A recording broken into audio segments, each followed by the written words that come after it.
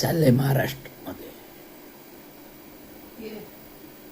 घटनेच्या बाह्य घटना बाह्य भूमाफिया जमीन चोर महारवतनाच्या पुणेमधील मोंढवामधील महारवतनाची जमीन चोर पार्थ पवार ॲमेडिया कंपनी मुंबईमध्ये आलिशान ऑफिसेस आणि डायरेक्टर त्यांच्या हाताखालच्या सबऑर्डिनेटला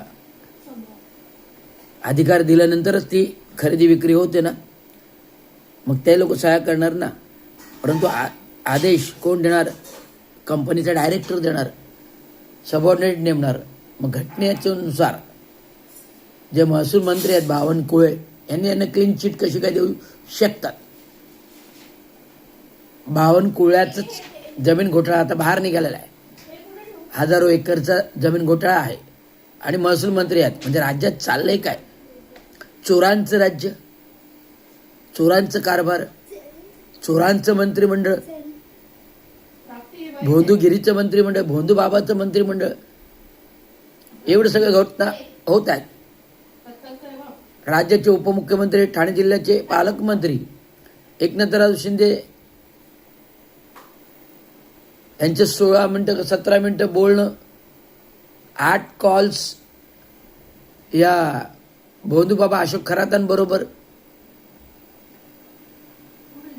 मुख्यमंत्री राज्याचे देवेंद्र फडणवीस यांचे फोटो खरातांबरोबर, अमितजी शाह यांचे फोटो खरातांबरोबर, राधाकृष्ण विखे पाटील यांचे फोटो खरातांबरोबर, माजी मंत्री धनंजय मुंडे, बच्चू कडू माजी आमदार यांचे फोटो.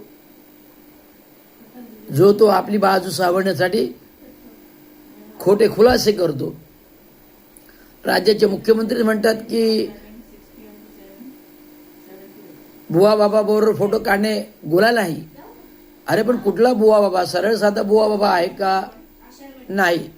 मग हा सेक्स स्कॅन्डल मधला बुवा बाबा आहे, महिलांच्यावर अत्याचार करणारा बुवा बाबा आहे, महिलांचं लैंगिक शोषण करणारा बुवा बाबा आहे. मग ह्याच्याबरोबर तुमचे फोटो आहेत आणि तरी तुम्ही गुन्हेगार नाही. मग सर्वसामान्य चोर, सर्वसामान्य एखादी घटना बलात्काराची होते, त्याच्यावर तुम्ही डायरेक्ट एन्काउंटर करता. जो बीजेपीचा सदस्य मेंबर आहे त्याची शाळा बदलापुरामध्ये होते, त्याच्या शिपायाने जो कोणी होता त्याने बलात्कार नाही तर लहान मुलांचं लैंगिक शोषण केलं, त्याला न्यायालयात नेत असताना, पोलीस नेत असताना रस्त्यामध्ये एन्काउंटर केलात तुम्ही. असं सरकार तुमचं. देशामध्ये संविधान, कायदा, घटना, सुव्यवस्था कशासाठी आहे? कायद्याचे रक्षक, कायद्याचे भक्षक.